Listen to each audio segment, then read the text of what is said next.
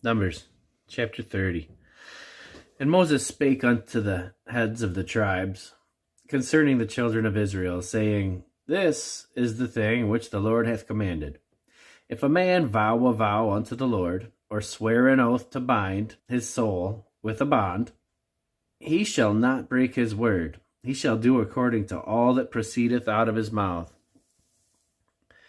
If a woman also vow a vow unto the Lord, and bind herself by a bond, being in her father's house in her youth, and her father hear her vow, and her bond wherewith she hath bound her soul, and her father shall hold his peace at her, then all her vows shall stand, and every bond wherewith she hath bound her soul shall stand. But if her father disallow her in the day that he heareth, not any of her vows or of her bonds wherewith she hath bound her soul shall stand, and the Lord shall forgive her, because her father disallowed her. And if she had it all an husband when she vowed, or uttered aught out of her lips wherewith she bound her soul, and her husband heard it, and held his peace at her in the day that he heard it, then her vows shall stand, and her bonds wherewith she bound her soul shall stand. But if her husband disallowed her in the day that he heard it, then he shall make her vow which she vowed, and that which she uttered with her lips, wherewith she bound her soul, of none effect, and the Lord shall forgive her.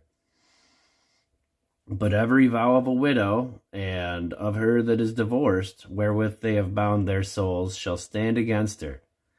And if she vowed in her husband's house, or bound her soul by a bond with an oath, and her husband heard it, and held his peace at her, and disallowed her not, then all her vows shall stand, and every bond wherewith she bound her soul shall stand.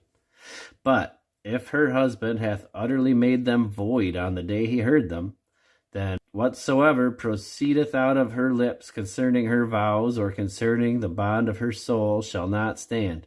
Her husband hath made them void, and the Lord shall forgive her. Every vow and every binding oath to afflict the soul, her husband may establish it, or her husband may make it void.